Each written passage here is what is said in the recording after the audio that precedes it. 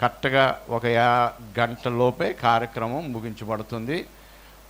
మనకి 11:17 నిమిషాలు అయింది. 12:17కి మరి క్లోజ్ చేయటం జరుగుతుంది. కాబట్టి శ్రద్ధగా వినండి, అశ్రద్ధగా వినకూడదు. దేవుని దాసులు మరి ఎంతో బిజీ షెడ్యూల్లో కూడా మరి మన సంఘాన్ని, తమ్ముడు ప్రకాష్ వారి కుటుంబాన్ని ప్రేమించి, ఎందుకంటే అన్న ఎప్పుడు వచ్చినా మరి ప్రకాష్ గారే పరిచర్య చేస్తారు కాబట్టి ప్రేమతో మరి కుటుంబాన్ని కూడా గౌరవించి వచ్చిన అన్నకు మరోసారి ప్రత్యేకమైన వందనాలు తెలియజేస్తాం.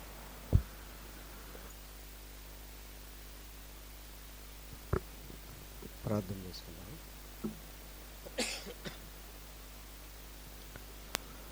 మహాకృపయు కనికరము కలిగిన మా కన్న తండ్రి, ఘనమైన ఉన్నతమైన నీ నామమునకు స్తుతులు స్తోత్రములు చెల్లిస్తున్నా.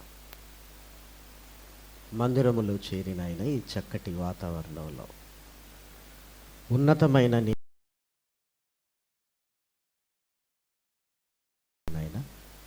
హృదయ రహస్యములు ఎరిగిన గొప్ప దేవుడు నాయన తండ్రి, నీ పిల్లల హృదయాలను నాయన నీ వాక్యపు జీవముతో నింపండి.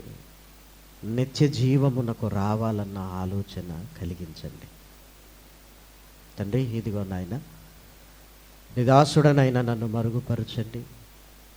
నీ ఎదుటనున్న నాయన నీ పిల్లలకు ఏది అవసరమో నాయన బోధించగలిగే శక్తి సామర్థ్యాన్ని అనుగ్రహించండి. స్థానిక సంఘమును నాయన, కుటుంబాలను నాయన బలపరచమని మిమ్మల్ని కోరుకుంటూ క్రీస్తు నామం నీ ప్రార్థన అడిగి వేడుకొనుచున్నాము తండ్రి, ఆమేన్. ప్రేమన దేవుని వర్లారా, దేవుని మహాకృపను బట్టి, ఆయన ఉన్నతమైన ప్రేమను బట్టి పరలోకమందున్న కన్న తండ్రిని స్తుతిస్తూ క్రీస్తు పేర కృతజ్ఞతాస్తుతులు చెల్లించుచున్నాను. స్థానిక సంఘ కాపరి గారికి, సంఘమయున్న దేవుని పిల్లలైన మీ అందరికీ, అదేవిధంగా మరి లోకాన్ని విడిచి వెళ్ళిన రామలక్ష్మమ్మ గారి కుటుంబానికి నా హృదయపూర్వకమైన శుభములు వందనములు తెలియజేసుకుంటూ, పరిశుద్ధ గ్రంథంలో నుండి ఒక ఆలోచనాత్మకమైన విషయాన్ని మనం అందరము కలిసి కొన్ని నిమిషాలు ధ్యానించడానికి ప్రయత్నం చేద్దాం.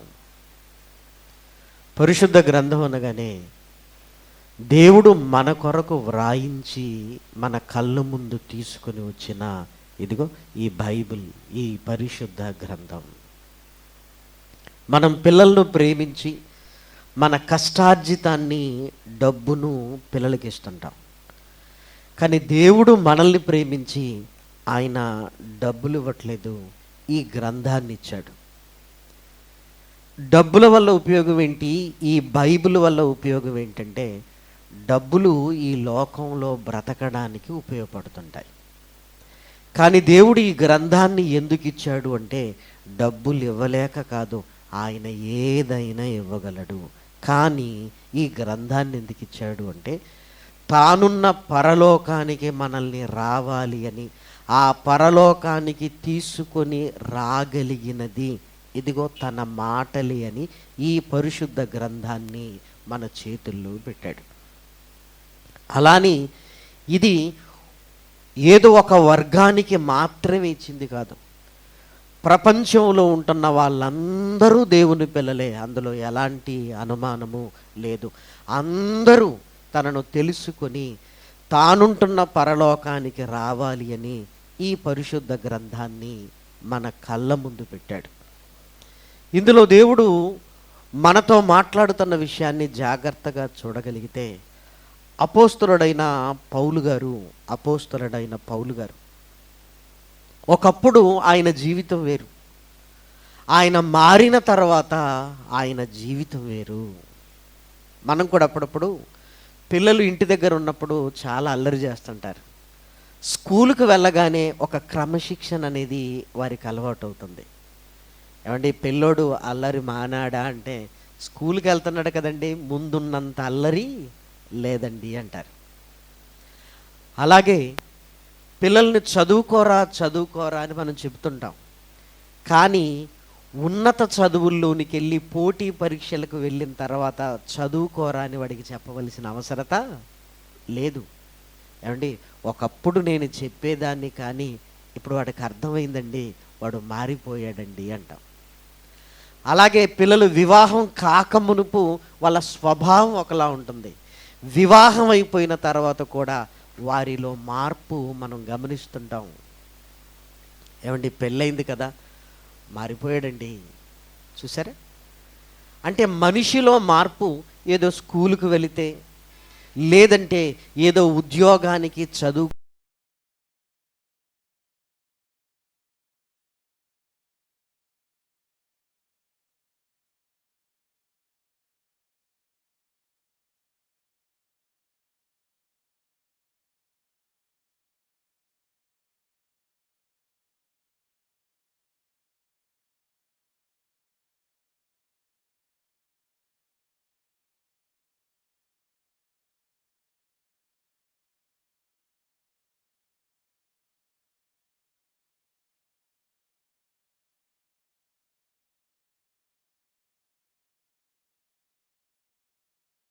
కళ్ళ ముందు ధర్మశాస్త్రం కనబడుతున్నా పట్టించుకోలేదు. కానీ ఎప్పుడైతే ప్రభువులోనికి వచ్చాడో, ప్రభువులోనికి వచ్చిన తర్వాత ఆయన స్వభావం, ఆయన జీవితం అనేది మారిపోయింది. మారిపోయిన పౌలు గారు తన జీవితంలో దేవుడు చేసిన అనేక మేలులను గురించి ప్రస్తావిస్తూ ఏమండి, మనం ఆశ్చర్యపోయే ఒక మాట చెప్తున్నాడు ప్రేమన వారలారా. ఈరోజు సమాజంలో మీరు చూడండి, దేవుణ్ణి ఎందుకు నమ్మాలి అని ఒకవేళ మనం ప్రశ్నించామనుకోండి, సమాజం చెప్పే మాట ఏంటంటే, దేవుణ్ణి ఎందుకు నమ్మటం ఏంటండి, ఆయన మేలు చేస్తాడు, ఆయన ఇదిగో దీవెనలు ఇస్తాడు, మనల్ని చల్లగా చూస్తాడు, ఆయనే కదా ఇదిగో సమస్తమును కలిగించింది, ఆయనే కదా మనల్ని నడిపిస్తుంది అని దేవుడు మేలులు చేస్తాడు గనక మనం ఆయనను నమ్మాలి అనే ఒక ఆలోచన సమాజంలో ఉంది. అప్పుడప్పుడు సువార్త ప్రకటనకు వెళుతున్నప్పుడు కూడా ఈ మాట మనం వింటాం. ఏమంటే దేవుని నమ్ముతామండి, మరి ఏ మేలు కలుగుతుందండి? ఏ మేలు కలుగుతుంది అంటే, మనిషికి దేవునికున్న సంబంధం, మనం భూమి మీద బ్రతికి ఉన్నప్పుడు దేవుడు మేలులు చేస్తాడు గనక ఆయనను నమ్మాలి అన్న ఆలోచన మనుషులలో బలపడింది ప్రేమన వారలారా. కానీ పౌలు గారి జీవితాన్ని మనం చూడగలిగితే, పౌలు గారి జీవితంలో కూడా దేవుడు చాలా మేలులు చేశాడు. ఒక్కసారి ఆ మేలులను మనం జ్ఞాపకము చేసుకోగలిగితే, కొరంథీయులకు రాసిన పత్రిక, మీ చేతుల్లో ఉంటున్న పరిశుద్ధ గ్రంథాన్ని తెరిచి కొరంథీయులకు రాసిన రెండవ పత్రిక 11వ అధ్యాయము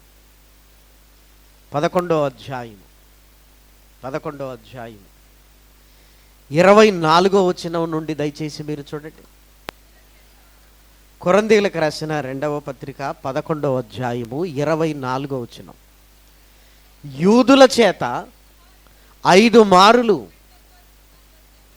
1 తక్కువ 40 దెబ్బలు తింటిని, 3 మారు బెత్తములతో కొట్టబడి తిని, ఒకసారి రాళ్లతో కొట్టబడి తిని, 3 సార్లు సముద్రములో ఓడ పగిలి శ్రమపడి తిని, ఒక రాత్రింబగళ్ళు సముద్రములో గడిపి తిని, అనేక పర్యాయములు ప్రయాణములలోను, నదుల వలనైన ఆపదలోను, దొంగల వలనైన ఆపదలోను, నా స్వజనుల వలనైన ఆపదలోను, అన్యజనుల వలనైన ఆపదలోను, పట్టణములో ఆపదలోను, అరణ్యములో ఆపదలోను, సముద్రములో ఆపదలోను, కపట సహోదరుల వలన ఆపదలోను ఉంటిని. అంటే ఆయన జీవితంలో ఎన్ని కష్టాలు చూడండి. ఈ కష్టాలలో దేవుడు నన్ను బ్రతికించాడు అని ముగింపులోనికి వెళుతున్నప్పుడు ఆయన ఏం చెప్పట్లేదు. అలాని ఇక్కడ వ్రాయబడిన విషయాలు చిన్నవి కాదు. ఏమండి, ఓడ సముద్రంలో పగిలి నీళ్ళు ఓడలోనికి వస్తున్నాయంటే పరిస్థితి ఎలా ఉంటుందో మీరు ఆలోచించండి. రోడ్డు మీద యాక్సిడెంట్ అయినా కాస్త ఎవరైనా చూసి మనల్ని హాస్పిటల్కు తీసుకొని వెళతారన్న ఆశ ఉంటుంది. మరి సముద్రంలో ఓడ పగిలిపోయి చెక్కల మీద కొట్టుకొని పోతున్నప్పుడు పరిస్థితి ఎలా ఉంటుంది ప్రియమైన వారలారా? మీరు ఆలోచించండి. చెన్నై సముద్ర తీర ప్రాంతము. ఒకరోజు జ్ఞాపకార్థ కూడిక జరుగుతుంది. కుటుంబ సభ్యులందరూ దుఃఖముతో ఉన్నారు. ఒక ఫోటో వారి మధ్య పెట్టబడింది. మత్స్యకారుడు వేటకు వెళ్ళాడు, మరలా తిరిగి రాలేదు. తనతో పాటు వేటకు వెళ్ళిన వారు, ఇదిగో సముద్రంలో తుఫాను రేగింది, అసలు ఏం జరిగిందో మాకు అర్థం కాలేదు అని ఆశలు వదులుకొని, ఏమండి 6 నెలలు ఎదురు చూసి 6 నెలల తర్వాత ఇక రాడు అనుకొని జ్ఞాపకార్థ కూడికను పెట్టుకున్నారు ప్రియమైన వారలారా. అందరూ ఏడుస్తున్నారు. ఆయనతో ఉన్న అనుబంధాన్ని గురించి స్నేహితులు మాట్లాడుతున్నారు. ఆయన మంచితనాన్ని గురించి మాట్లాడుతున్నారు. పిల్లలు ఏడుస్తున్నారు. ఇలా ఉంటుండగానే కార్యక్రమం అంతా అయిపోయి నెమ్మదిగా ఎటువైపు వచ్చిన వారు అటువైపు వెళ్ళిపోతున్నారు. చివరికి ఫోటోలో ఉన్న ఆయన వచ్చేసాడు ప్రియమైన వారలారా. ఒక్కసారి అక్కడ ఉన్న వాళ్ళందరూ షాక్ అయ్యి ఫోటోను చూస్తున్నారు, ఆయన్ని చూస్తున్నారు, ఫోటోను చూస్తున్నారు, ఆయన్ని చూస్తున్నారు. కవల పిల్లలు ఏమైనా ఉన్నారా అని అనుకుంటున్నారు. కానీ ఆయనే.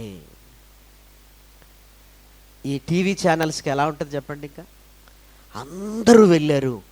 వెంటనే మైకులు ఆయన దగ్గర ముందు పెట్టారు. అసలు మీరు ఎలా వచ్చారండి?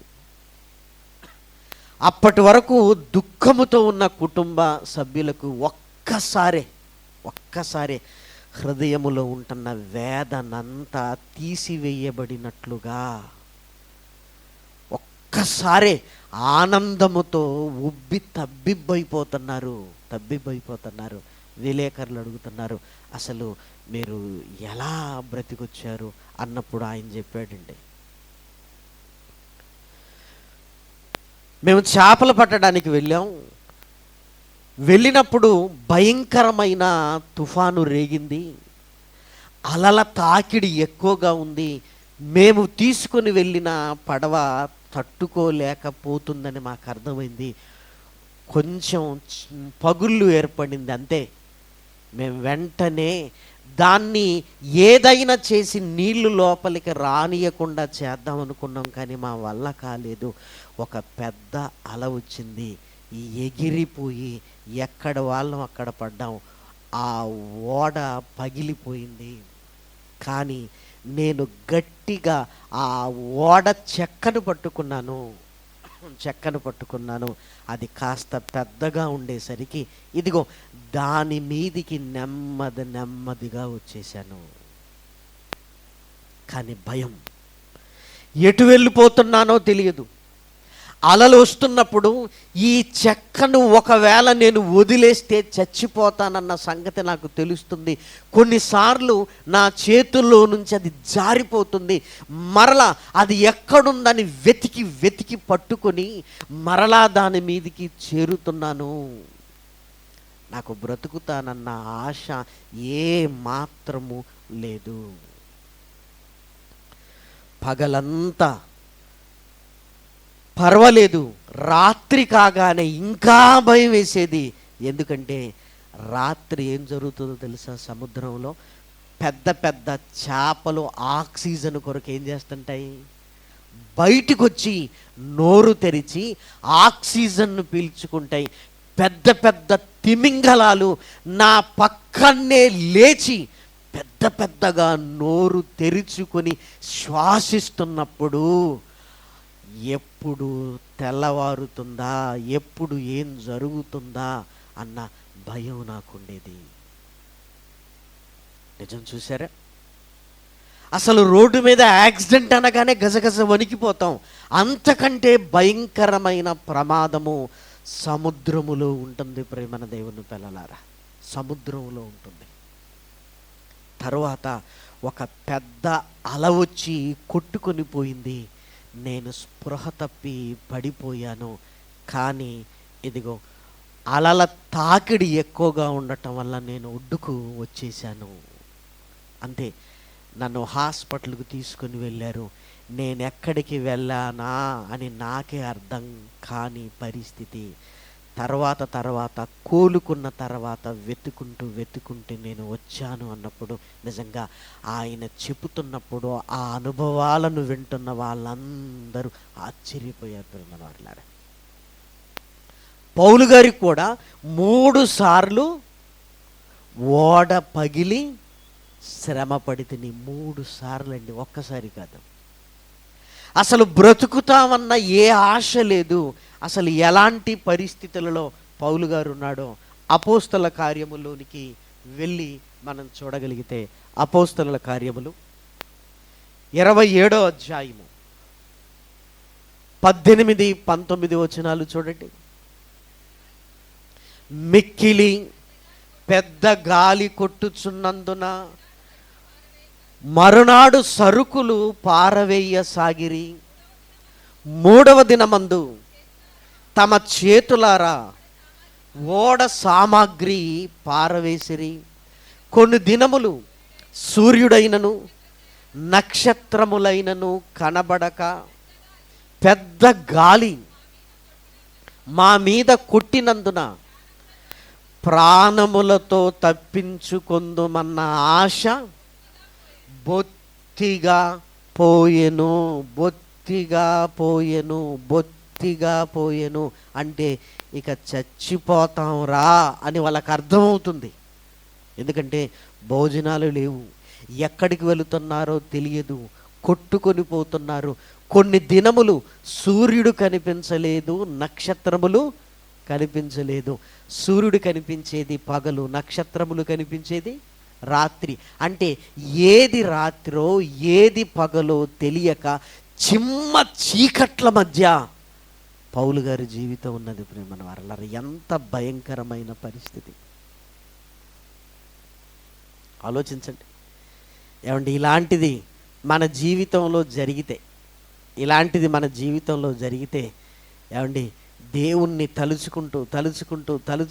తలుచుకుంటూ మనకు ఎంతమంది గుర్తొస్తే అంతమందిని తలుచుకొని ఒకవేళ బ్రతికి బయటపడ్డాం అనుకోండి, అమ్మయ్య దేవుడు ఉన్నారా, అమ్మో దేవుడు లేడు అనడానికి వీలు లేదు అంటామండి మనం. నిజమే. ఒకసారి నేను హాస్పిటల్కి వెళ్ళినప్పుడు, మనిషి ఆరోగ్యంగా ఉన్నప్పుడు, ఆనందంగా ఉన్నప్పుడు, 4 చేతుల్లో సంపాదించే డబ్బు వస్తున్నప్పుడు భూమి మీద రకరకాలుగా మాట్లాడుతుంటారండి. అసలు హాస్పిటల్లో ఉన్న వాళ్ళు ఏం మాట్లాడతారు అని దేవుడు ఉన్నాడా లేదా అని అడగటం మొదలుపెట్టాను. ఏమండి, బెడ్ మీద ఉన్న వాళ్ళని దేవుడు ఉన్నాడా అండి అంటే, అయ్యో బాబోయ్ దేవుడు లేకపోవటం ఏంటండి, ఏ ఒక్కరు కూడా దేవుడు లేడు అనట్లేదు. ఇప్పుడు మన వారలారా, విచిత్రం ఏంటి? ఎందుకో చెప్పండి. ఏ ఒక్కరు కూడా. పైగా అందులో కొంతమంది ఏమంటున్నారంటే, నా యవన కాలంలో దేవుడు లేడు అనుకునేవాడినండి, ఈ హాస్పిటల్కి వచ్చిన తర్వాత దేవుడు ఉన్నాడండి. ఎందుకంటే నేను ఇక్కడ దేవుడిని తలుచుకున్నప్పుడే నెమ్మదిగా ఉండగలుగుతున్నాను అన్నాడు. ఏమంటే మనకు డబ్బులు వచ్చి మనం ఆనందంగా ఉన్నప్పుడు దేవుడు లేడు అన్నవారు కూడా ఏమండి రోగం వచ్చి హాస్పిటల్లో ఉంటున్నప్పుడు ఆ దేవుణ్ణి తలుచుకుంటున్నారంటే మీరు ఆలోచించండి, మన ఆలోచనలు మారిపోతాయి అన్నమాట. ఎప్పుడు ఒకలా మనం ఉండం మన వారులారా, ఎప్పుడు ఒకలా ఉండం. ఆరోగ్యంగా ఉన్నప్పుడు ఒకలా ఉంటాం, అనారోగ్యం వచ్చి ఈ లోకాన్ని ఇక విడిచిపెడతామన్న సంగతి నీకు అర్థమైనప్పుడు ఏమండి దేని మీద ప్రేమ ఉండదు, దేవుణ్ణి తప్ప ఎవరిని మనం తలుచుకోం మన వారులారా. ఆలోచించండి. మరి పౌలు గారు కూడా 3 సార్లు రాళ్లతో కొట్టబడ్డాడు, బెత్తములతో కొట్టబడ్డాడు, ఓడ పగిలి. మరి ఇన్ని శ్రమల మధ్య ఉన్నప్పుడు ఆయన ఇదిగో నా దేవుడు గొప్పవాడు నన్ను కాపాడాడు అని ఏమీ చెప్పట్లేదండి. ఆయన క్రిందికి రండి, కిందికి వచ్చి మీరు చూడగలిగితే నా దేవుడు గొప్పవాడు, నన్ను ఇదిగో ఓడ పగిలి శ్రమ పడుతున్నప్పుడు నన్ను కాపాడాడు అని ఆయన ఏం చెప్పట్లేదు. ఇంకా చెప్పవలసినవి అని బోలెడన్ని ఉన్నాయన్నాడు. చూడండి 11వ అధ్యాయము 28వ వచనం. ఇవన్నీ కాక సంఘములు దిగంబరత్వముతోను ఉంటిని, ఇంకను చెప్పవలసినవి అనేకములున్నవి, ఇవి గాక సంఘములన్నింటిని గురించిన చింత నాకు కలదు. అంటే ఇంకా చెప్పాల్సినవి బోలెడన్నున్నాయి అంటున్నాడు. బోలెడన్నున్నాయి, నేను కొన్నే చెప్పాను, చెప్పవలసినవి బోలెడన్నున్నాయి అన్నాడు. అసలు ఒక్కదాని గురించి ఆలోచిస్తేనే ఓడ పగిలి శ్రమ పడితే ఎలా ఉంటుందో అని మనం ఆలోచిస్తేనే అమ్మో అని మనం ఆశ్చర్యపోతున్నాం. కానీ పౌలు గారు ఏమంటున్నాడంటే ఇంకా చెప్పాల్సినవి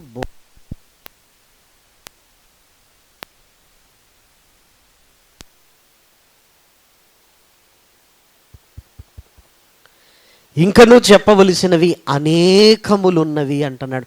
మరి పౌలు గారు దేవా నీకు కృతజ్ఞతాస్తుతులు చెల్లిస్తున్నాను, నీకు స్తుతులు స్తోత్రములని ఏం చెప్పట్లేదు, ఇంకా చెప్పాల్సినవి బోలెడన్నున్నాయి అంటున్నాడు. ఇంకా ఏమున్నవి? అసలు పౌలు గారు యేసుక్రీస్తును స్వరక్షకునుగా ఎందుకు నమ్మాడు? చిన్న చిన్న విషయాలకు మనం కృతజ్ఞతాస్తుతులు చెల్లిస్తూ మా ఇంట్లో మేలు జరిగిందండి అని స్తుతి కూడుకని పెట్టుకుంటాం. మా దేవుడు గొప్పవాడు, మా జీవితంలో ఈ మేలు చేశాడని మనం చెప్పడానికి ఇష్టపడుతుంటాం. కానీ పౌలు గారు ఇంకా చెప్పవలసినవి బోలెడన్నున్నవి అని ఏమండి ఏం మాట్లాడట్లేదు. ఆయన బోలెడన్నున్నా ఇంకా చెప్పాల్సినవి అంటున్నాడు. ఇంకా ఏముందో మీరు చూడగలిగితే ఆశ్చర్యపోయే ఒక సందర్భాన్ని పౌలు గారు తిమోతి గారికి రాసిన పత్రికలో చెప్తున్నాడు. దయచేసి మీరు చూడండి. తిమోతి గారికి రాసిన 2వ పత్రిక, అపోస్తలుడైన పౌలు తిమోతి గారికి రాసిన 2వ పత్రిక 4వ అధ్యాయము 17వ వచనాన్ని చూడండి. అయితే నా ద్వారా సువార్త పూర్ణముగా ప్రకటింపబడు నిమిత్తమును అన్యజనులందరూ దాని విను నిమిత్తమును ప్రభువు నా ప్రక్క నిలిచి నన్ను బలపరుచెను గనుక నేను సింహము నోట నుండి తప్పింపబడి తిని. దేని నోట నుండి అండి? సింహము నోట్లో నుండి నేను తప్పింపబడి తిని. ఏమండి పాము మన కళ్ళ ముందు మనల్ని చూసుకుంటూ వెళ్ళిపోయింది అనుకోండి, మళ్ళీ స్తుతి కూడా పెట్టుకుంటాం మనం, అమ్మో పాము నన్ను గర్వకుండా వెళ్ళిపోయింది అని. మరి పౌలు గారు ఆయన కళ్ళ ముందున్నది పాము కాదు, ఏంటట? సింహము. నేను సింహము నోట నుండి తప్పింపబడి తిని. ప్రభువా నీకు కృతజ్ఞతాస్తుతులు, నన్ను బతికించావు, రాళ్లతో కొట్టినప్పుడు బెత్తములతో కొట్టినప్పుడు ఎన్నో ఆపదలు అని ఆయన కృతజ్ఞతాస్తుతులు నేను చెల్లిస్తున్నాను అని చెప్పట్లేదు. ఆయన సింహము నోటి నుండి నేను తప్పింపబడి తిని అని చెబుతున్నాడే తప్ప దాన్ని పెద్దగా ఇష్యూ చేసి ఏమీ మాట్లాడటం లేదు. ఎందుకంటే పౌలు గారికి వీటన్నింటికంటే ముఖ్యమైనది ఏదో అర్థమైంది ప్రేమ. ఆగిపోయింది అంటే, దేవుడు మనిషి అంటే ఆయన మేలు చేయాలి, మనం పొందుకోవాలి. మేలు చేస్తే దేవుడు, ఒకవేళ జరగకపోతే దేవుడు. క్రైస్తవులు కానివ్వండి, క్రైస్తవేతరులు, దేవుడు అనగానే మేలు చేయాలి, ఆ మేలులు పొందుకోవాలని మాత్రమే అక్కడే ఆగిపోతే, పౌలు గారు అక్కడ ఆగలేదండి. నేను సింహము నోటి నుండి తప్పింపబడితిని అని చాలా సింపుల్గా చెప్తున్నాడు ఆయన. నేను 5 సార్లు బెత్తాలతో కొట్టబడి తిని అని సింపుల్గా చెబుతున్నాడు. రాళ్లతో కొట్టబడి తిని, ఓడ పగిలి 3 సార్లు నేను శ్రమ పడ్డాను. మరి దేవుడు నన్ను కాపాడాడు, నా దేవుడు చాలా గొప్పవాడు అని ఆయన ఎందుకు చెప్పట్లేదు అంటే, ఇంతకంటే ముఖ్యమైనది ఆయనకి ఏదో అర్థమైంది. ప్రియమైన వారలారా, దేవుణ్ణి నమ్మటం అంటే ఏదో మన జీవితంలో మేలులను బట్టి నమ్మటం కాదు. పౌలు గారికి ఇవన్నీ చాలా చిన్న చిన్నగా కనబడుతున్నాయి. ప్రియమైన వారలారా, సింహము నోటి నుండి తప్పింపబడితిని, నాకు చిన్న విషయమే. ఓడ పగిలి నేను శ్రమపడితిని, నాకు చిన్న విషయమే. రాళ్లతో కొట్టబడినా నేను బ్రతికాను, చిన్న విషయమే. ఉద్యోగం వచ్చింది, అది చిన్న విషయమే. రోగం పోయింది, అది చిన్న విషయమే. మీరు ఆలోచించండి, ప్రమాదాలలో నాకేం జరగలేదు, అది చిన్న విషయమే.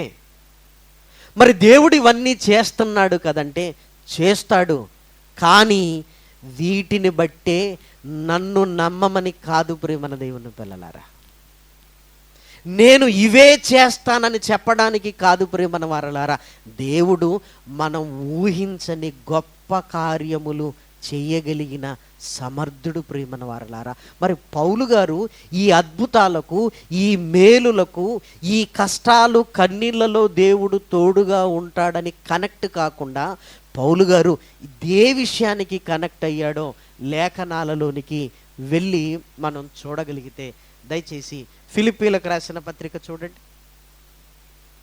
ఫిలిప్పీలకు రాసిన పత్రిక 3వ అధ్యాయము. ఫిలిప్పీలకు రాసిన పత్రిక 3వ అధ్యాయము 10వ వచనం.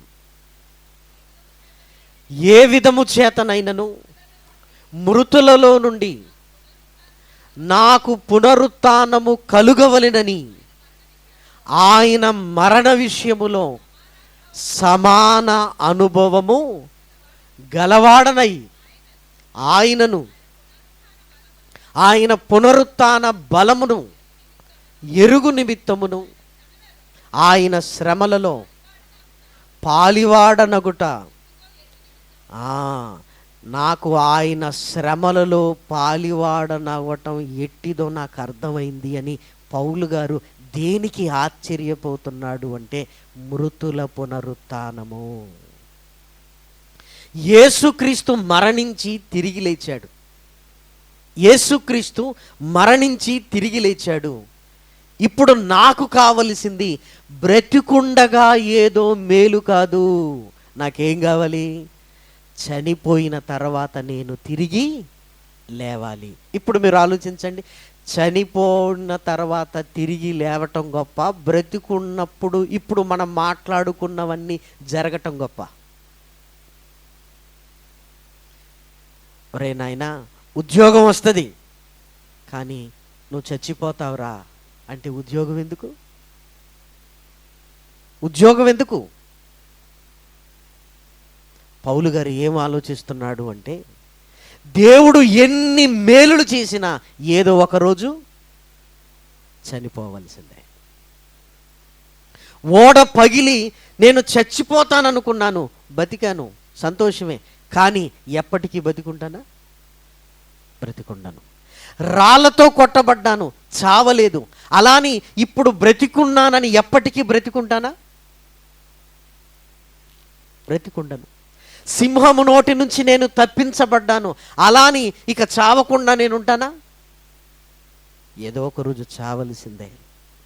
డాక్టరు, అమ్మా రోగమంతా పోయింది, ఆరోగ్యంగా ఉన్నావమ్మా అనగానే, డాక్టర్ గారు ఇక చావనా అని అడిగి చూడండి, ఏమంటాడు డాక్టర్? అమ్మా, రోగం పోయింది, మనుషులన్న తర్వాత ఏదో ఒక రోజు మరణించాల్సిందే కదా, మరణించాల్సిందే కదా.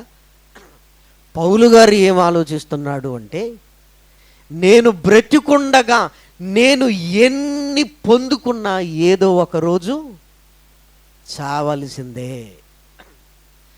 కానీ నాకేం కావాలంటే చనిపోయిన తర్వాత బ్రతుకు కావాలి. చనిపోయిన తర్వాత నాకు బ్రతుకు ఎవరు ఇవ్వగలరు అని ఆలోచించాడు. అప్పుడు ఆయనకు అర్థమైంది ఏంటంటే, యేసుక్రీస్తు జీవితం ఆయనను ఆలోచనలోనికి తీసుకొని వెళ్ళింది. ఎందుకంటే యేసుక్రీస్తు సువార్త ఏంటో తెలుసా? ఆయన మరణించి సమాధి చేయబడి తిరిగి లేచాడు.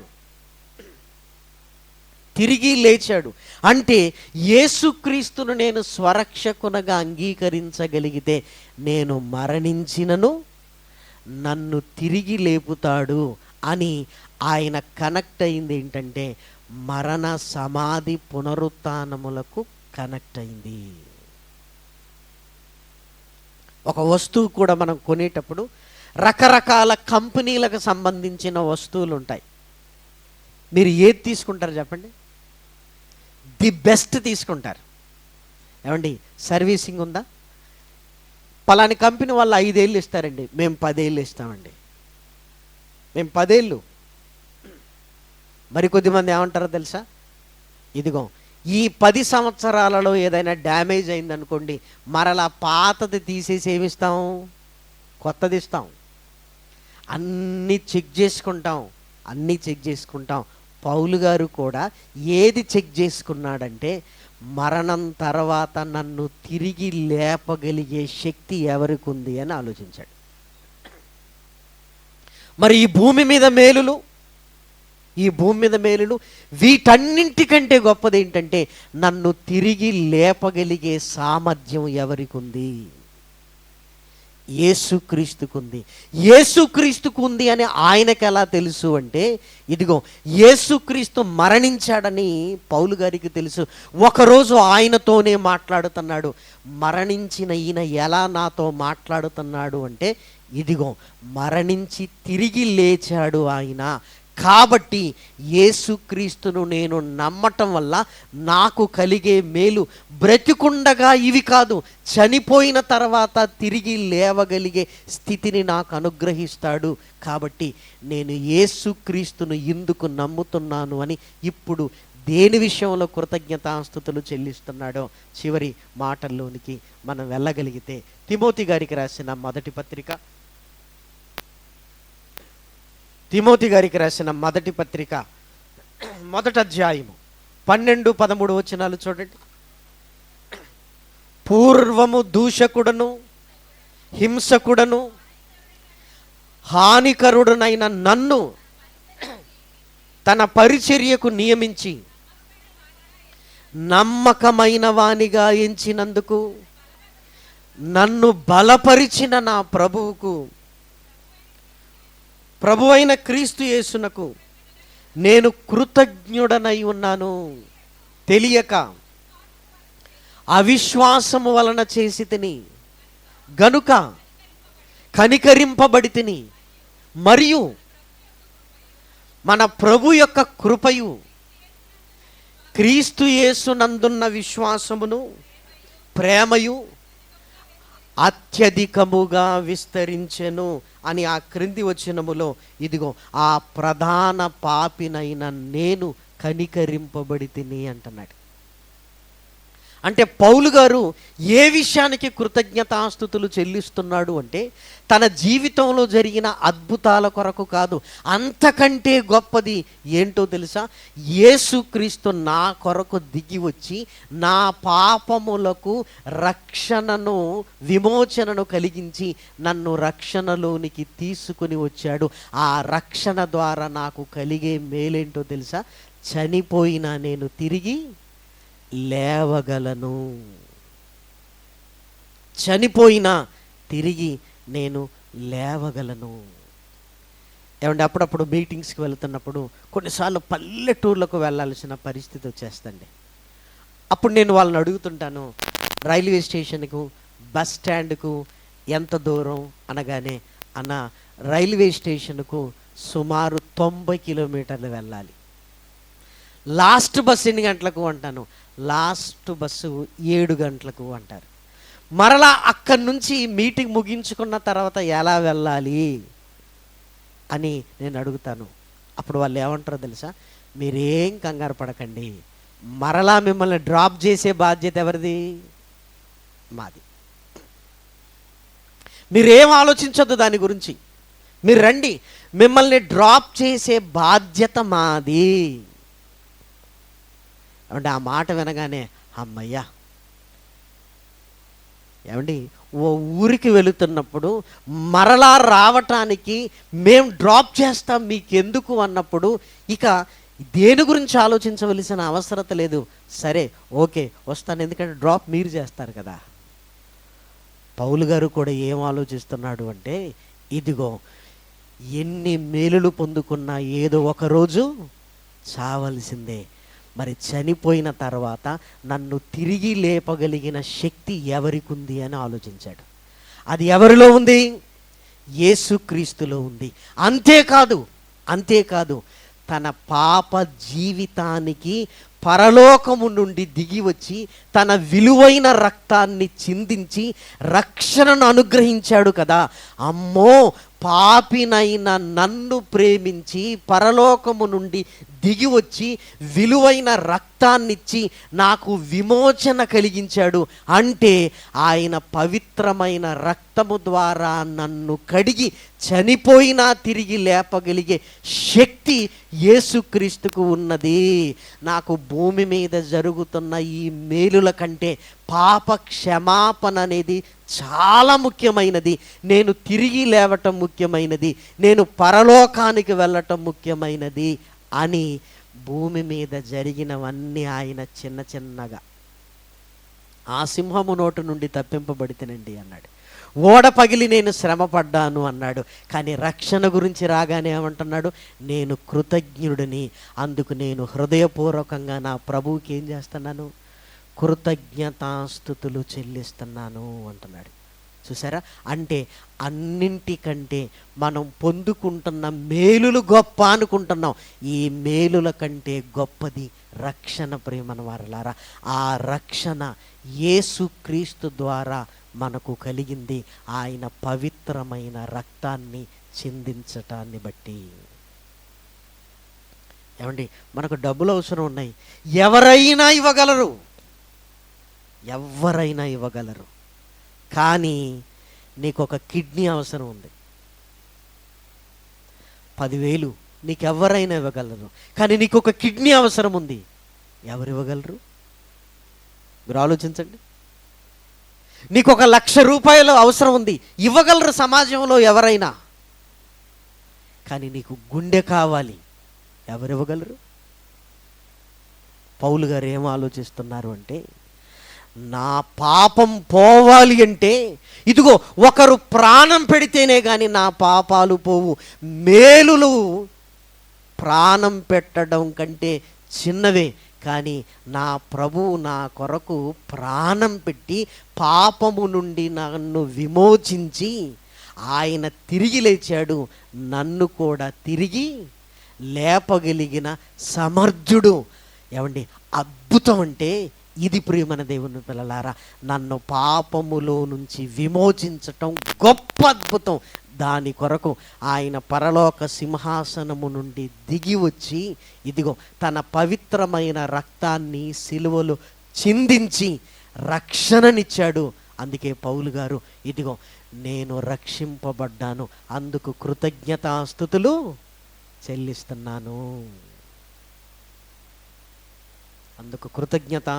చెల్లిస్తున్నాను, మొన్న ఈ టాపిక్ చెప్పిన తర్వాత ఒక ఫ్యామిలీ ముందుకొచ్చి, అన్నయ్య మేలుల కొరకు ఇన్ని రోజులు మేము కృతజ్ఞత కూడిక పెట్టుకునేది ఏ మేలు జరిగినా, కానీ ఈ రోజు నుంచి మేము పెట్టే కూడిక ఏముంటుందో తెలుసా? మేము బాప్తిస్మము తీసుకున్న రోజు మా ఇంట్లో ఏం జరుగుతుంది? కృతజ్ఞతాకుడిగా. అవును కదా, రక్షణ అనేది చాలా విలువైంది. అందుకు దేవునికి కృతజ్ఞతాస్తుతులు. పాపినైన నన్ను ప్రేమించి నా కొరకు ప్రాణం పెట్టాడే. మీరు ఆలోచించండి. ఏమండి, నీతి అన్ని చోట్ల కనబడుతుంటుంది. చివరికి కథల్లో కూడా నీతి ఉంటుంది ప్రియమైన దేవుని పిల్లలారా. కానీ నిత్య జీవం ఎక్కడుంటుంది? ప్రభువులో మాత్రమే ఉన్నది ప్రియమైన వారలారా. నీతి అన్నిట్లో ఉంటుంది. ఇదిగో ఇలా ఉండాలి, ఇలా ఉండాలి, ఇలా ఉండాలి, ఇలా ఉండాలి, ఇలా ఉండాలి, ఇలా ఉండాలి, ఇలా ఉండాలి అని. కానీ నిత్య జీవము ఎక్కడుంది అంటే అది క్రీస్తులో ఉంది.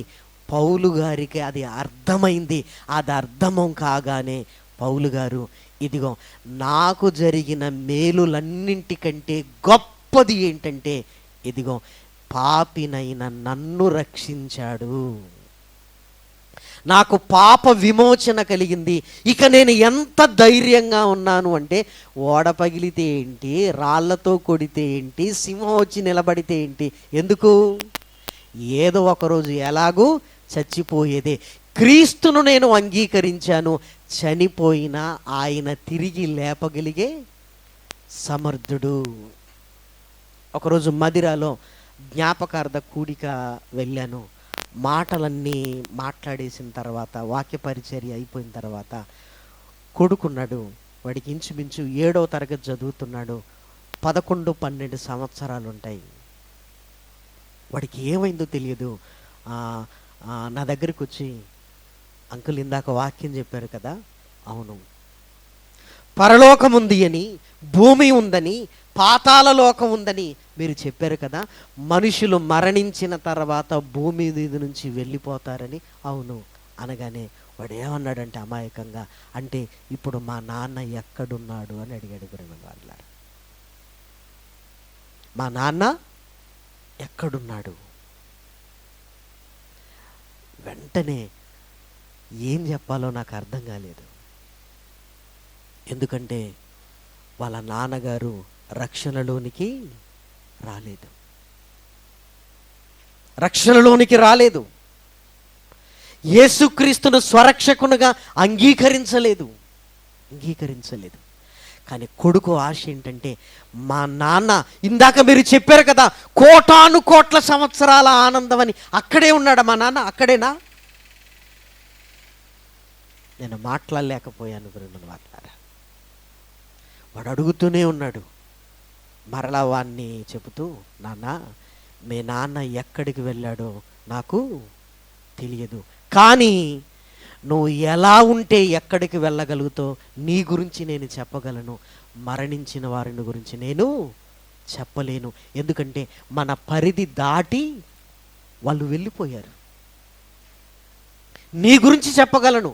ఇదిగో నువ్వు ఎదిగి, నువ్వు పెద్దవాడవై, నువ్వు మంచి చెడులు తెలియగానే నేను పాపిని అని గ్రహించి యేసుక్రీస్తును స్వరక్షకునుగా నువ్వు అంగీకరించావో, ఆయన కొరకు బ్రతికితే మరణించినా నిన్ను తిరిగి లేపుతాడు. యేసుక్రీస్తు తానున్న పరలోకానికి తీసుకుని వెళతాడు. కోటాను కోట్ల సంవత్సరాలు అక్కడ నువ్వు ఆనందంగా ఉంటావని చెప్పగానే మరల అడుగుతున్నాడు, మరి మా నాన్న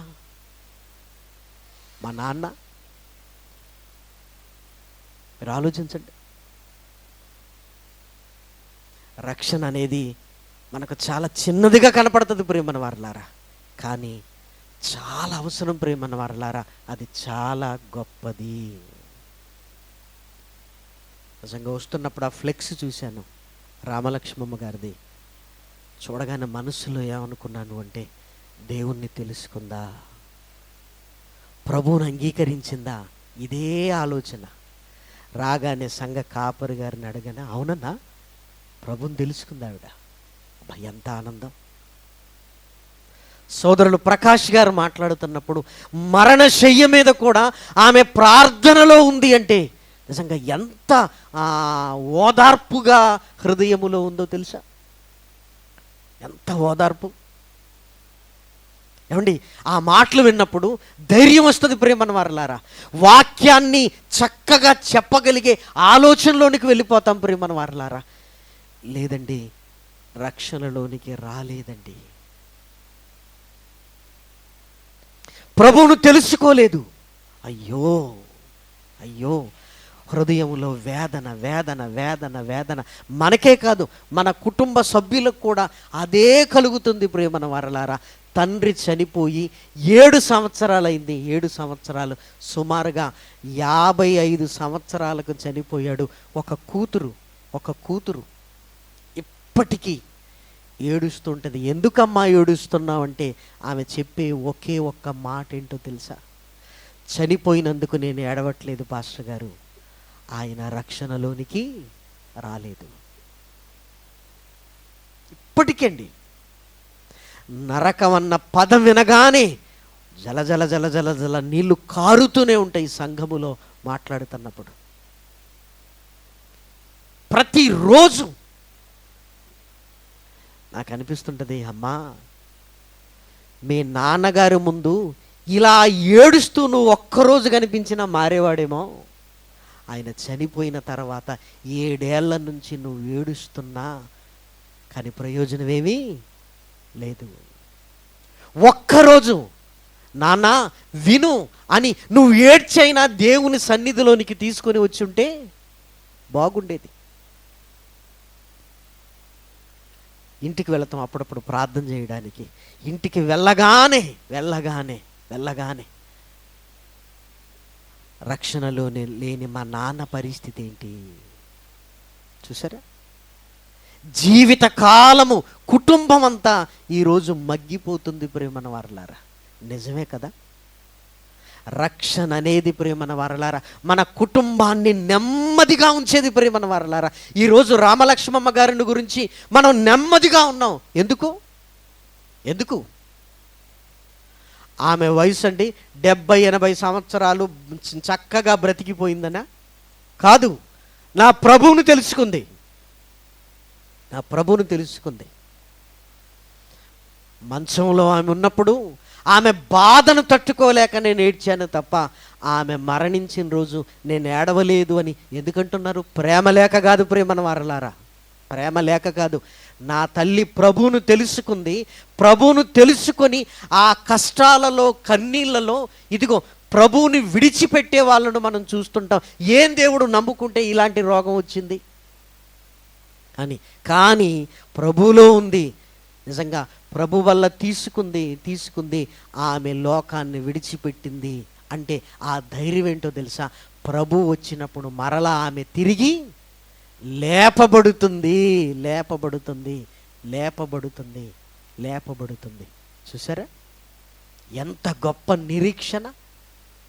అది జ్ఞాపకానికి వచ్చినప్పుడల్లా ఏమండి తల్లిగారిని గురించిన ఒక ఆదరణ, ఒక ఓదార్పు కుటుంబం పొందుతూనే ఉంటుంది ప్రేమన దేవుని పిల్లలారా. ఒకవేళ రక్షణలోనికి రాకపోతే ఇప్పుడు ఏదో చేయాలనిపించినా ఏం చేయలేని పరిస్థితి ప్రేమన దేవుని పిల్లలారా. ఆ తర్వాత మనం పడే వేదన మనకేం కలిగిస్తుందంటే, ఈరోజు ఇంత వేదన చెందుతున్నాను, బతికున్నప్పుడు ఒక్కసారి వాక్యం దగ్గరికి పట్టుబట్టైనా తీసుకుని వస్తే బాగుండేమో.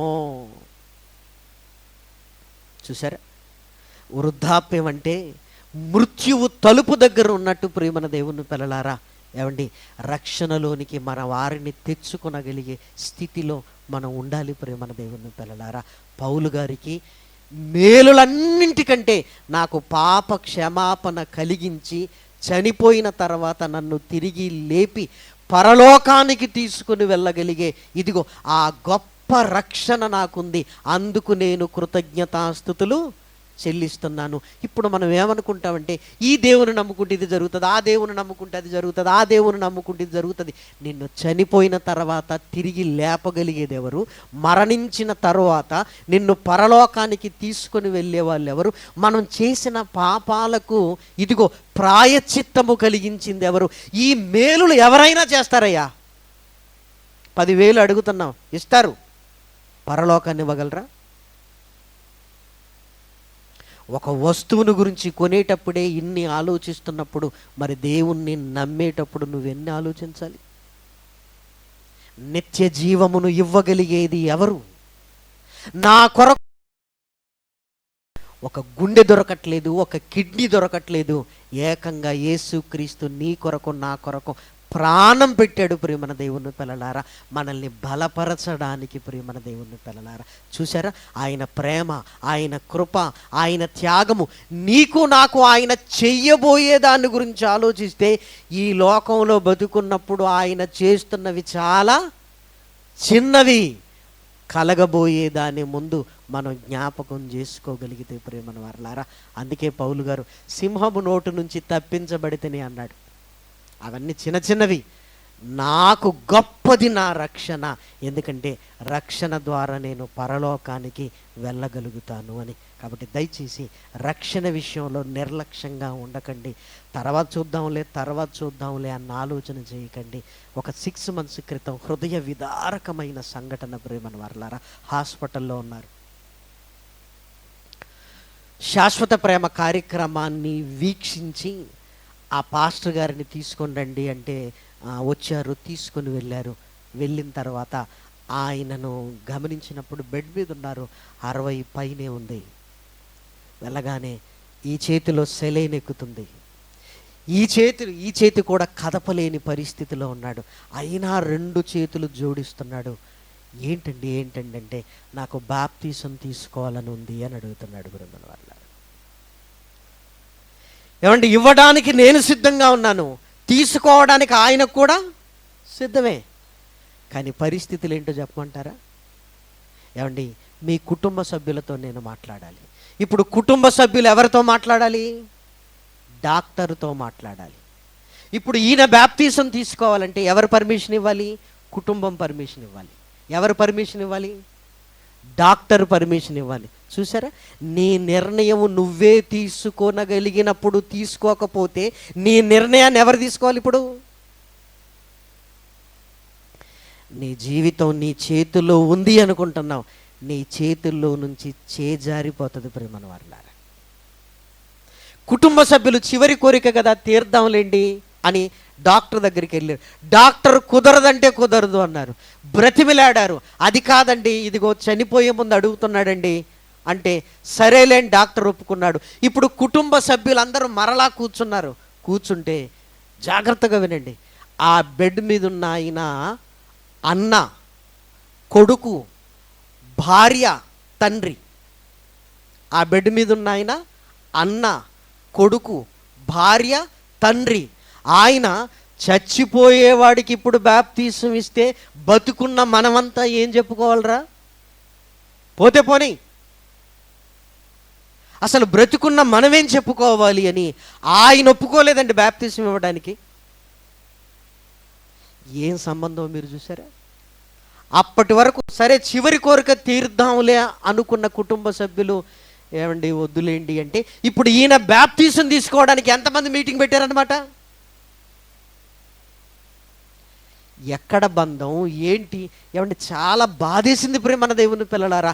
అంటే ఏదో ఒకరోజు రక్షణ కావాలి అని నువ్వు ఆశపడ్డా అది నీకు దక్కే స్థితి లేదు ప్రేమన్న వారులారా. బెడ్ మీద ఉన్న ఆయన అన్న, కొడుకు, భార్య, తండ్రట. పోయేవాడిని పోనివ్వండి, బ్రతికున్నప్పుడు మనం ఏం సమాధానం చెప్పుకుందాం? సరే సరే సరే అని గంటేయండి. సరిగ్గా 15 రోజుల తర్వాత ఏడ్చుకుంటూ ఒరే నాకు బాప్తీసం ఇవ్వండిరా, నేను చచ్చిపోయినా పర్వాలేదరా, నాకు బాప్తీసం ఇవ్వండిరా అంటే ఇవ్వలేదు. ఆయన చనిపోయాడు ప్రేమన దేవుని పిల్లలారా. నిజంగా బైబిల్లో ఉన్న మాట జ్ఞాపకం వచ్చింది. నేడే రక్షణ దినమని ఆయన ఎందుకన్నాడో తెలుసా? వాయిదాలు వేసుకుంటే మనసులో నీకున్న నీ నిర్ణయాలు వేరే వాళ్ళ చేతుల్లోనికి వెళ్ళిపోతాయి ప్రేమన వారలారా. ఒక్కసారి నీకు ఆశ కలిగిన ఆ రక్షణ నీకు రాదేమో ఒక్కసారి ఆలోచించండి. రామలక్ష్మమ్మ గారు ఏమండి ప్రభువులోనికి ఎలా వచ్చిందో, ఏ వాక్యము చేత దేవుడు మాట్లాడాడో, ఏ కష్టములో దేవుడు నాకు తోడుగా ఉన్నాడని విశ్వాసంలో బలపడిందో, ఆమె చనిపోయే ముందు ఆమె ప్రార్థన చేసుకుంది. ఏమని ప్రార్థన చేసుకుని ఉండొచ్చు మీరు ఆలోచించండి.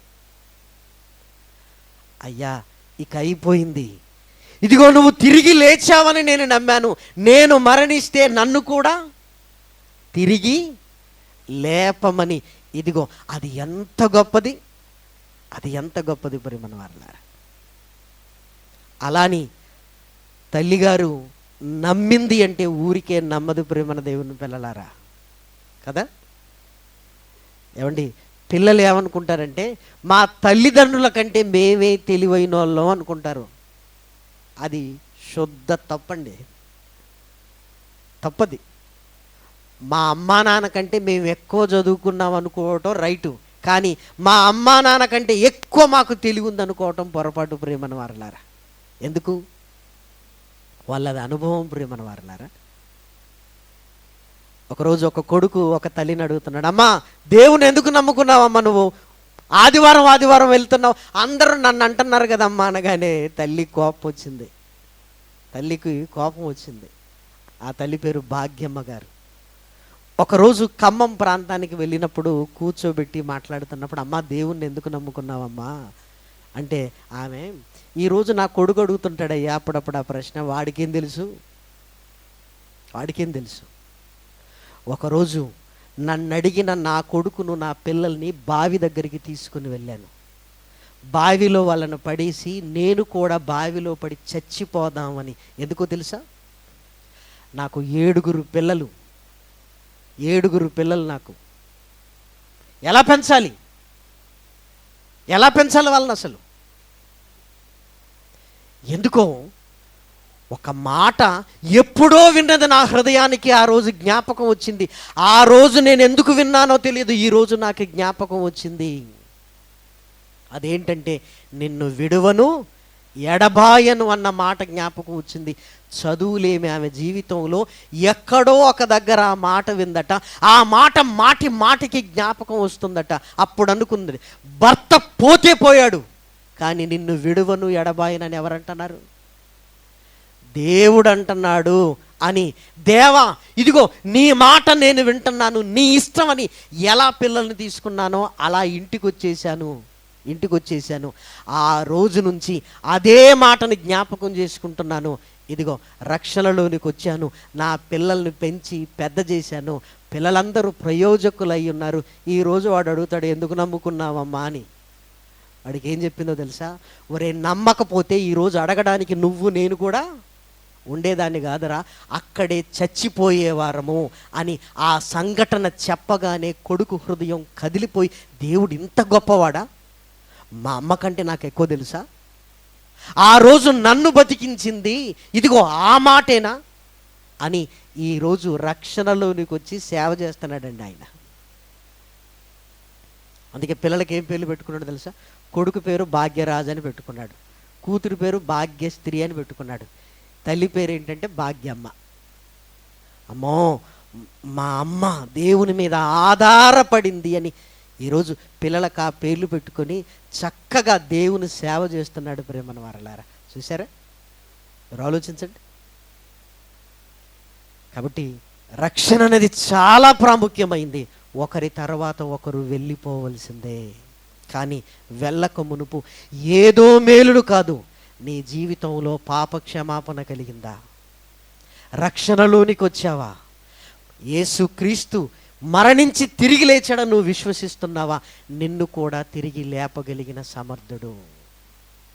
చివరి మాటగా తెస్సలోనికి రాసిన పత్రిక మొదటి అధ్యాయము 4వ అధ్యాయము 13-17 వచనాలను మనం చూడగలిగితే చక్కటి మాటతో పౌలు గారు ఎంత ఆదరణ కలిగిస్తున్నాడో చూడండి. తెస్సలోనికి రాసిన మొదటి పత్రిక 4వ అధ్యాయము 13వ వచనం.